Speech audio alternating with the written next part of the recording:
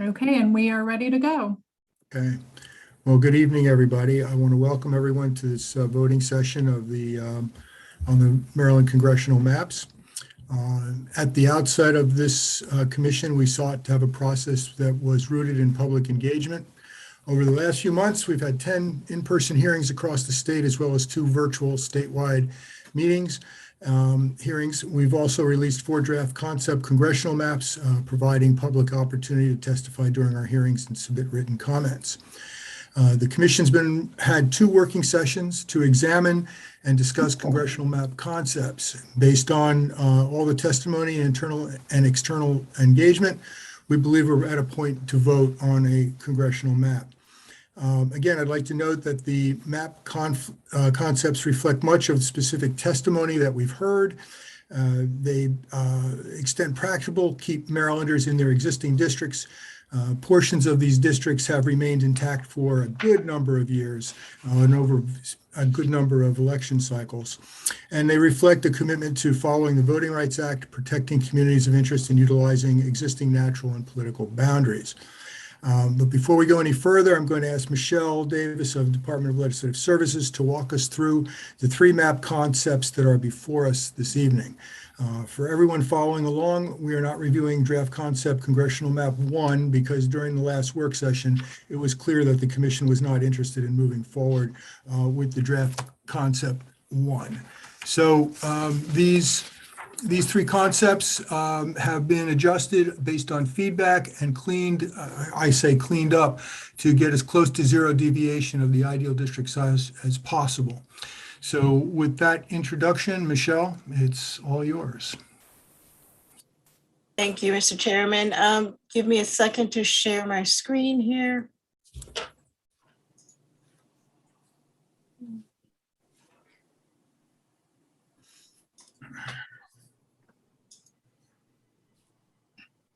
Jody, I think I need someone to enable me to share my screen. Sorry, I forgot, but you should be good now, I think. Okay. Great.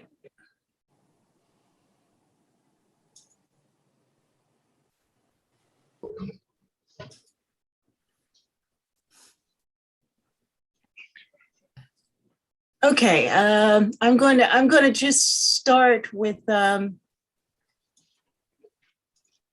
way we are naming these maps. So as the Mr. Chairman said, you started out with 4 concept maps, and after your last meeting, you decided to narrow it down to 3. And so the maps that I'm going to talk about today, the 3 maps that I'm going to talk about today, are numbered the same way as the original 4 concept maps. So in other words, we had concept map 1, 2, 3, and 4. We dropped concept map 1. So tonight we're going to review 2, 3, and 4, except I'm not going to call them concepts anymore. They're final maps because the deviations have been reduced down to a level that would make a legal map. So final map 2, final map 3, final map 4 is synonymous with concept map 2, concept map 3, and concept map 4. I hope that clears it up for everyone. Okay. Okay, so I'm assuming everyone can see the map. This is a final map 2 or concept map 2. And I'm just going to try to run through each map by district just to point out some of the main features. So starting with map 2, District 1. So District 1 in map 2 includes Cecil County, and also parts of Anne Arundel County, as you can see here, as well as Southern Harford County. District 2, here in the red, is no longer in Harford County. And when I say no longer, I'm comparing it to the existing congressional map. So you might hear that a lot in this presentation. So District 2 in this map is no longer in Harford County. It includes Baltimore City, Baltimore County, and some of northern Anne Arundel County. District 3 here in the green includes portions of Baltimore County, Harford County, Howard, and a small portion in the southeast of Carroll County, which would be right here. On to District 4. District 4, which is here in the bright yellow, includes a portion of southern Montgomery County, which I believe is similar to the map 20 years ago. And let's see here, sorry. Yes, so also moving on to District 5. Obviously, this includes all of Southern Maryland. And it also includes a swath here of sort of like central Prince George's County. And that swath includes the Goddard Space Center, as well as College Park. So this District 5 would no longer be in Anne Arundel County, like I believe it is currently. District 6, which is in the purple. It picks up more of Frederick County and western Montgomery County compared to the current map. And District 8 includes most of Carroll County, as you can see here. And in the current map, a lot of Carroll County is connected to the first congressional district this way. I'm going to move on to map 3 unless there are any questions. Did you mention 7? Did I skip over 7? Oh, I'm sorry. I'm very sorry. 7 is, as you can see here in Central Maryland, it's a lighter color yellow. I'm sorry, I jumped right over that. So what did I want to note about that? It's a Baltimore Center district, and in this map of the 3 maps, this is a majority African American district, and of the 3 maps, this has the highest portion of African Americans. It's not by much, but a couple of percentage points. So now we've got all the districts.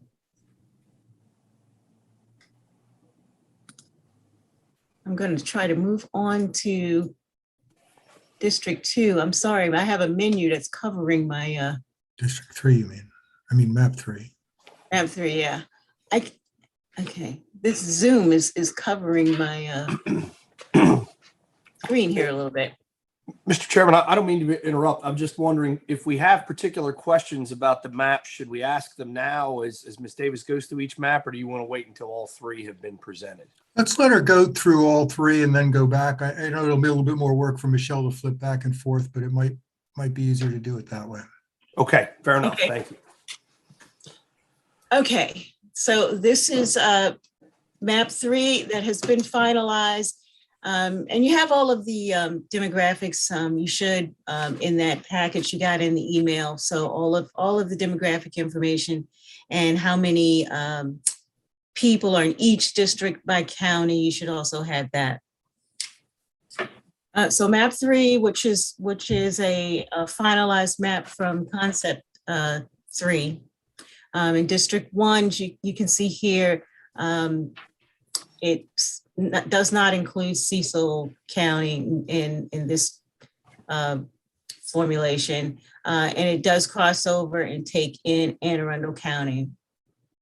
About half of this district's population is in Anne Arundel.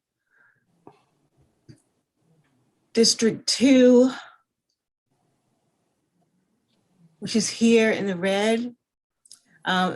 As you can see, it includes Cecil County. It's no longer in Anne Arundel County, as it is in the existing map. District 3, which is the green district, is pretty much the same as it is in map 2. It includes Baltimore County, Harford, Howard, and a small southeastern portion of Carroll County. And District 4, moving along to the bright yellow district here, It adds in a good portion of eastern Montgomery County.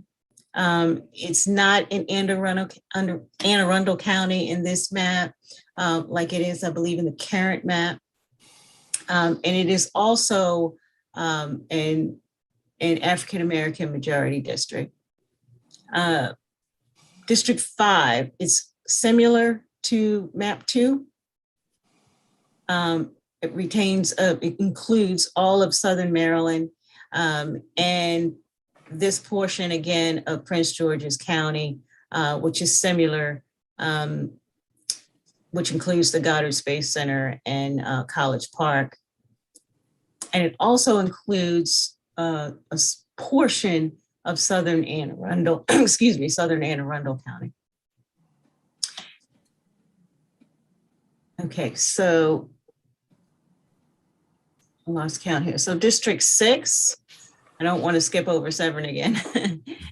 District 6, as you can see, takes in the southern part of Frederick County and the western part of Montgomery County. And District 7 includes, here it is in the light yellow, includes Baltimore County, Baltimore City, portions of Baltimore County and Baltimore City, and a portion of northern Anne Arundel, and it's still a African-American majority district. And District 8 is similar to map 2. It includes most of Carroll County, and again, it takes it out of the first district compared to the existing map. So one more map, map 4.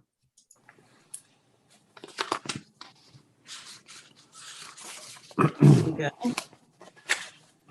Okay, so as you can see in map 4, the first district includes Harford and Cecil County, and also a small portion here of Eastern Baltimore County. And obviously, the difference here in this district does not cross the Chesapeake and go over into Anne Arundel. District 2 is here in the red. It's a notably compact district, as you can see, and it's a majority Anne Arundel district, but it also includes Eastern Baltimore County, as you can see up here. District 3 here is in the green. It includes Western Baltimore County, a significant portion of Howard County, as you can see here, and this wraps around and actually takes in the Inner Harbor area as well. But for District 3, the Howard County portion of District 3 has the most residents.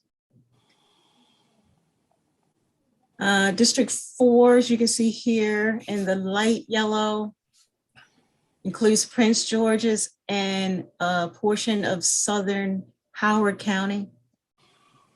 District 5 is, of course, Southern Maryland, all the Southern Maryland counties, and also a portion of Southern Anne Arundel, as you can see here. Most of the population in this district is from Prince George's County.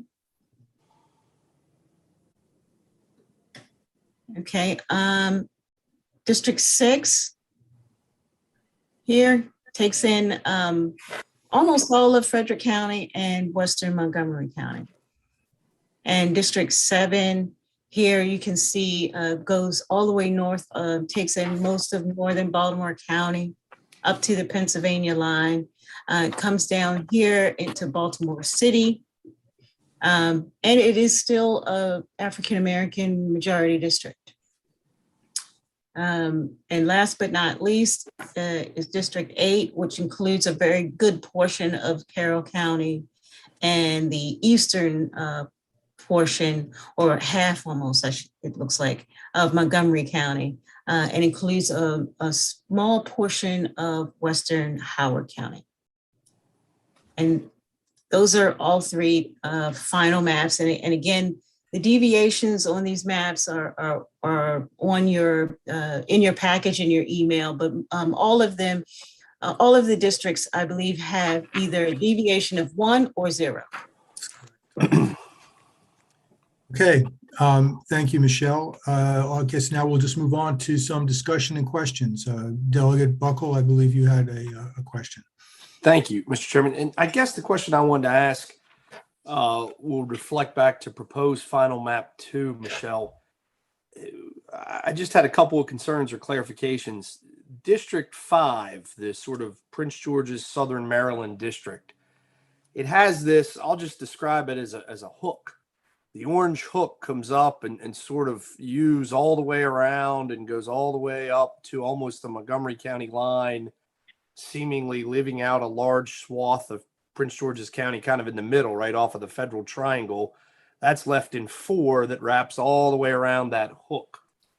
What's the rationale for that in terms of from the map drafting perspective to turn, I'm not as familiar with all of these names, but you've put it up with some fine detail to take all of these areas, Landover and all these places in the center, put them in another district because of that sort of very pronounced hook. Well, I can't speak specifically as to why the district hooks like that. It could be a lot of reasons. We have a lot of issues when we get down, when you get a general concept, a concept map, your deviations obviously are not lowered. You might be thousands of people off. So one of the main issues with maps and shapes is trying to balance the population.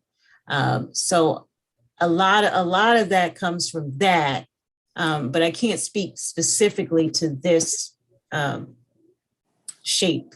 I would, Mr. Chairman, if I might, if you'll recall, during our the Prince George's hearing, we had testimony about the shape of the districts in Prince George's, and this is similar to how it is now. And there's sort of 2 connections that I think were important that we heard testimony about. One was the aerospace connection, the federal research dollars that go to the University of Maryland College Park, the Goddard Space Flight Center, and then the Pax River Naval Air Station. And then we also heard testimony about the BARC, the Beltsville Agricultural Research Center, and the importance of ag research to the agricultural industry in Southern Maryland. So those are the sort of economic connections. Right. And I'd point out too that I believe this area is in the current 5th district as well. And so that fits what we were trying to do. So I guess my question is, there's no statistical analysis of you need to create that hook in order to preserve the 4th district as a majority minority Voting Rights Act district. Is that fair to say? So the 5th is not a VRA district. The 4th is a VRA district. And I'm not suggesting I'm an expert as to the demographics of Prince George's County, but it would appear to me that if you simply brought that hook down and made it a more leveled line, it wouldn't change the VRA statistics. I just wanted to see if we had any information on that, or maybe we don't. We didn't analyze it in that way. I can't answer to the analysis at this point at that level, but my feeling is that it could very well affect the numbers in District 4. And then the other question that I had, Michelle, I just wanted to confirm this. I'm trying to look at I guess that's District 3, the sort of brighter green map. I want to make sure I get this right. So in this configuration, District 3 would have pieces of Baltimore City, Baltimore County, Carroll County, Harford County, Howard County, and Montgomery County. Am I getting that right? Yeah, here is the Montgomery County portion. This is the Howard County portion. And right here, I can get a little closer here. Like this is Sykesville, Eldersburg, right? Yes. Yeah. Okay.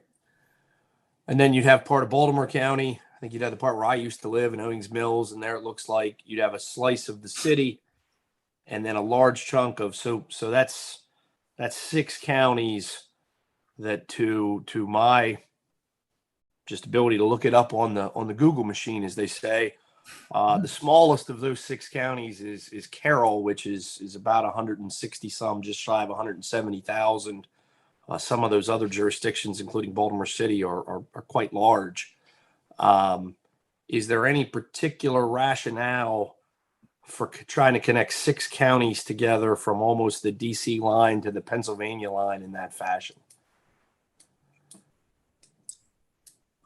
I am not privy to what the rationale is for the whole district. Only thing I can tell you is that we made the difference from the concept map. In other words, all of the concept maps versus the final maps are very similar. In other words, they were only from what I know, there were only very minor changes. So the shape and the whole district and all that obviously was present in the concept map when you reviewed it the first couple of times. And then in order to get it into a final state, a legal state where the deviations are down, we just sort of made changes around the edges in order to balance out the population. But the meat of the map is the same as the concept. The draft. Yeah. And so my final question with respect to District 6, Map 2 and Map 3, the majority of Frederick County is not in District 6. In Map 4, almost all of Frederick County, the vast majority of Frederick County is in District 6. Am I reading that right? Yeah, I believe you're right. We can go to Okay. map 4 right now. There you go. Yeah. Okay. This is map 4. Yeah, Okay. Thank you very much. I appreciate it. sure. Okay, thank you. Chairman, Any other discussion or questions on these? Mr. Yeah. Chairman, Go ahead. Who's this is oh, I see. Okay, I got you.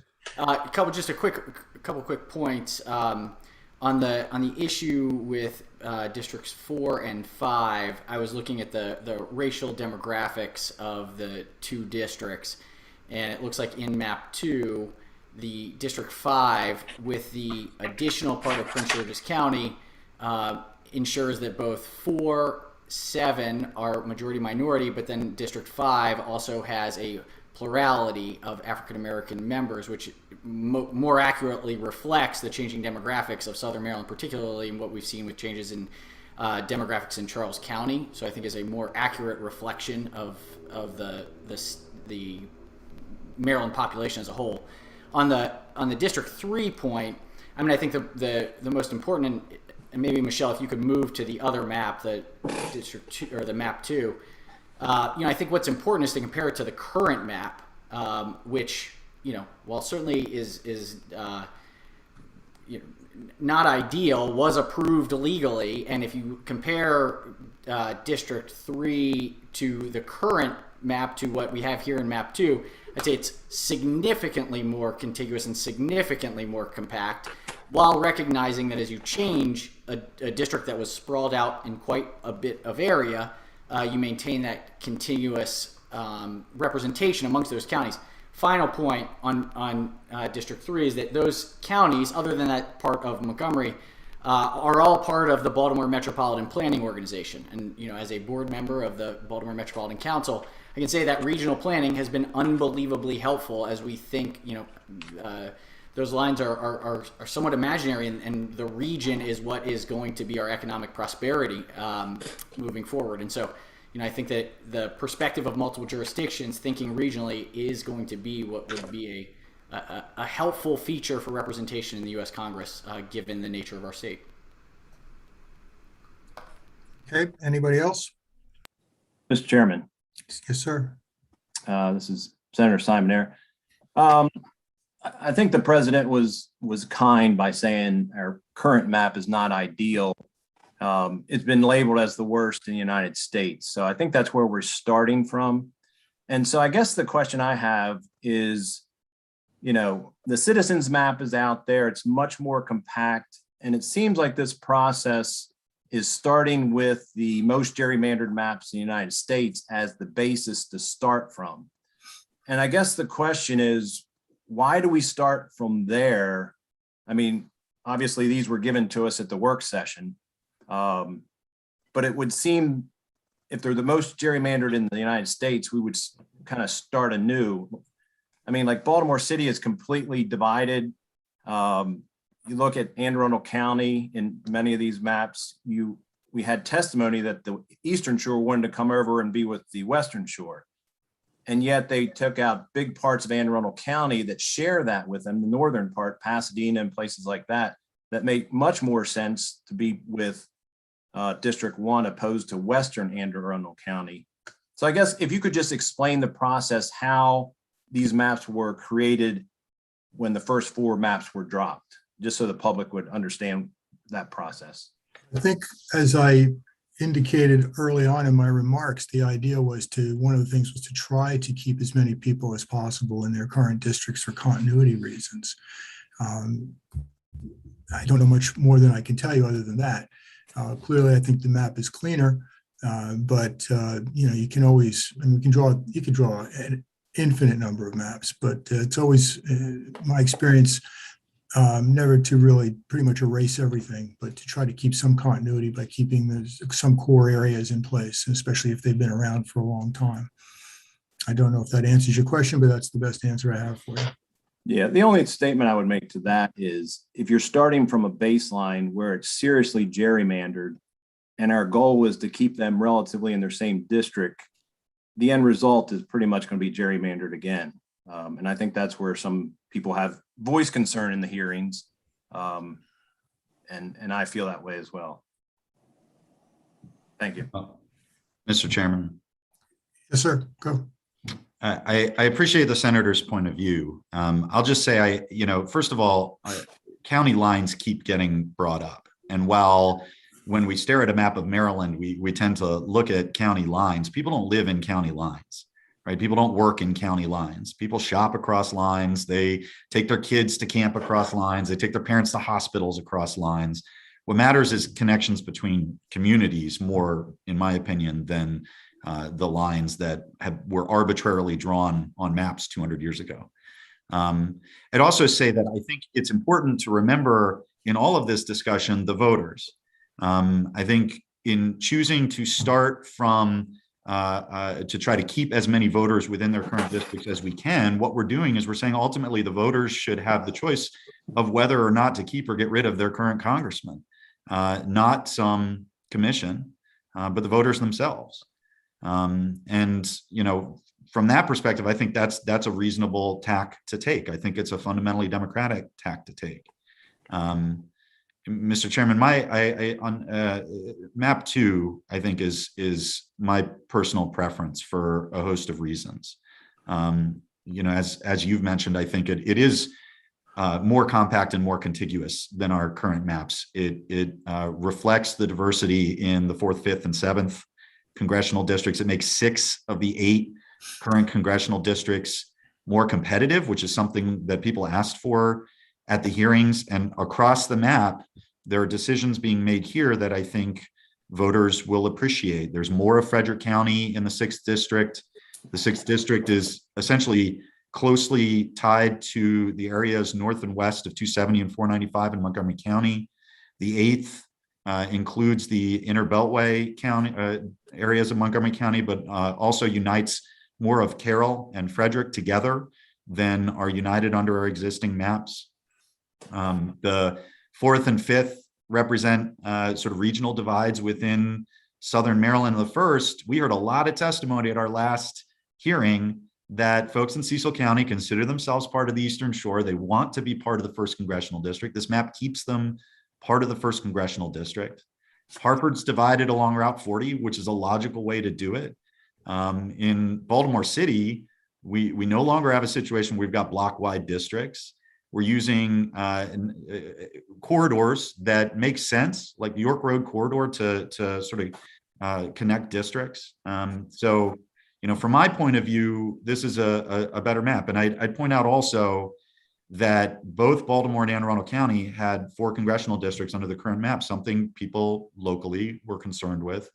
And under map 2, we see both of those counties with only 3 congressional districts. So there's a lot in that. There's no such thing as a perfect map. Never going to find a perfect map. This is a much better map than what we have. I think it responds to the public testimony we got from the citizens of Maryland at our 12 hearings. So if it's appropriate, Mr. Chairman, I'd like to move that we recommend map number 2 to the legislature. Okay, so we have a Mr. motion to recommend this map. Is there a second? Mr. Chairman?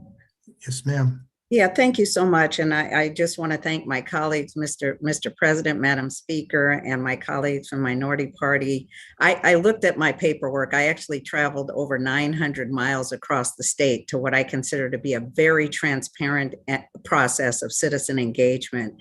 And I'm going to second the motion of my colleague for all of the reasons he described, the more compact map, maintaining the VRA, increasing the minority population in Congressional 5, and the continuity that it represents of representation in many of the districts. And so for those reasons and for the voice of the citizens that I heard throughout those 900 miles and 12 nights of traveling across the state, I second the motion to advance proposed final map number 2. Okay, thank you very much. Okay, so it's been moved and properly seconded that this commission adopt that draft map 2.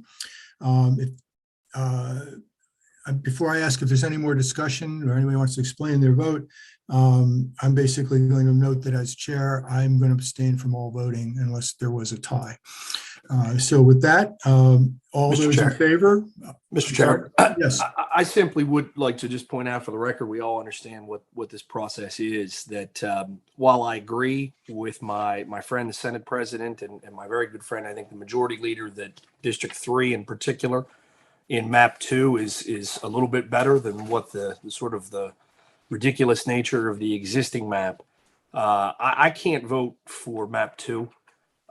Because of some of the factors that I think I asked the questions about. I don't think that it's really rational to have the hook that exists between 4 and 5. I think that's drawn for particular political purposes rather than, I'm looking at the statistics, it's not drawn to protect the VRA status of either district, because the numbers would suggest the District 5 is not a VRA district now. I don't think that's a legally permissible gain or purpose to say, well, we're trying to make it closer to a VRA district. It either is or it isn't, and it won't be under either permutation.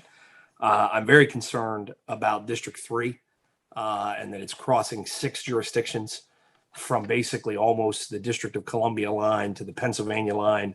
I appreciate the comments of my friend, the Majority Leader, about county lines are not everything. They're not the be all and end all. I understand. Certainly it doesn't give me any heartburn, for example, that the Eldersburg Sykesville region of Carroll County would be included with areas of Howard County or Baltimore County, because that's where those people live. They consider themselves all probably one larger community. But I don't think that people who live on the Susquehanna River in Harford County consider themselves a contiguous community with people who live on the Montgomery County, almost on the Montgomery-Prince George's County line.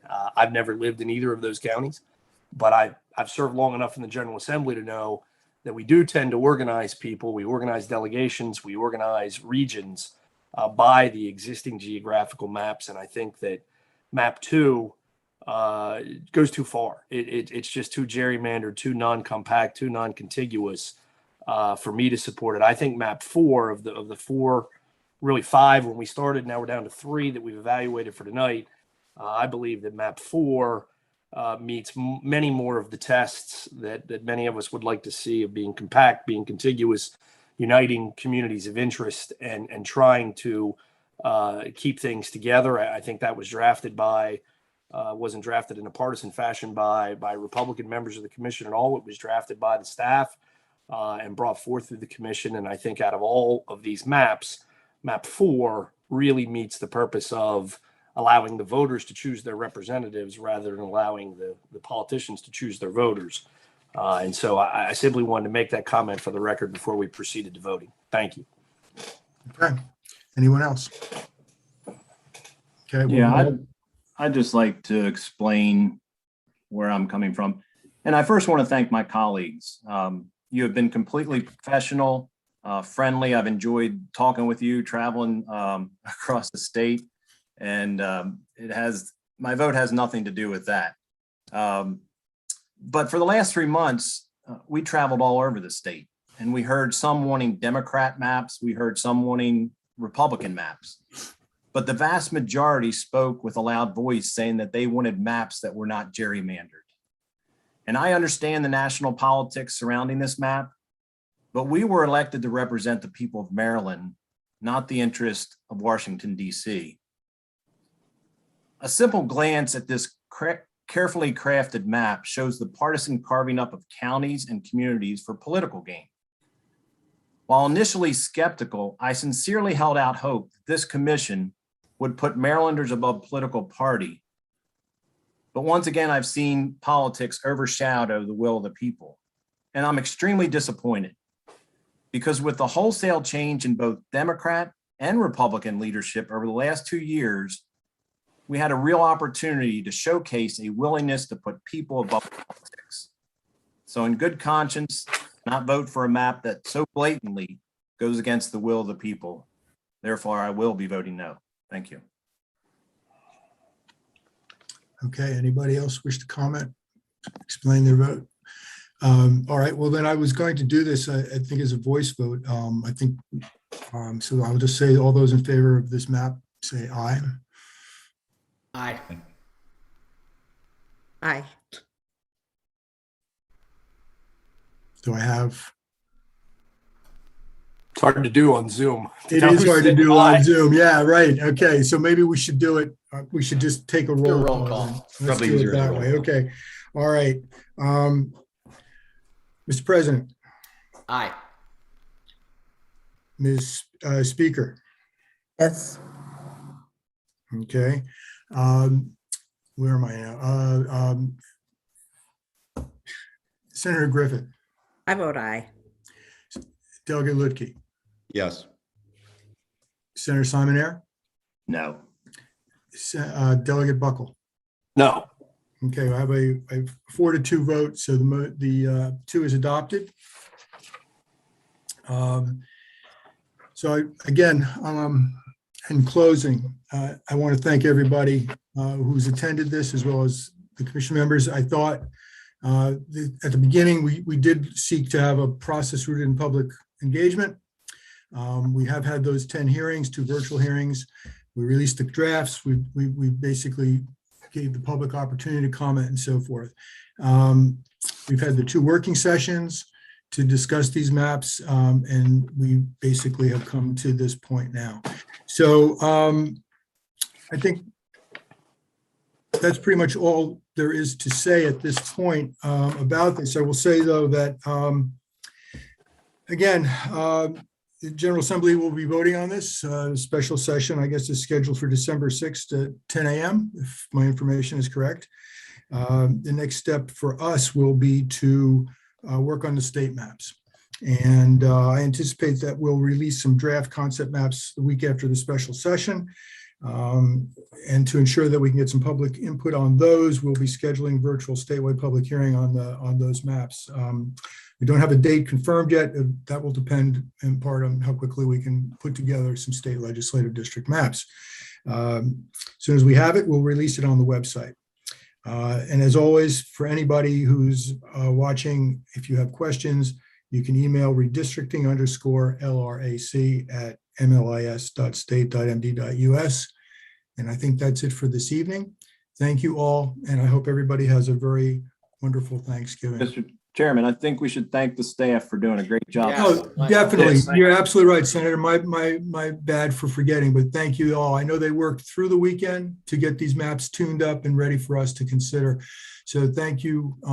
Thanks to Michelle and everybody else, Sally and Jeremy and everybody who was doing this, Sandy Brantley, and other counsel that we received.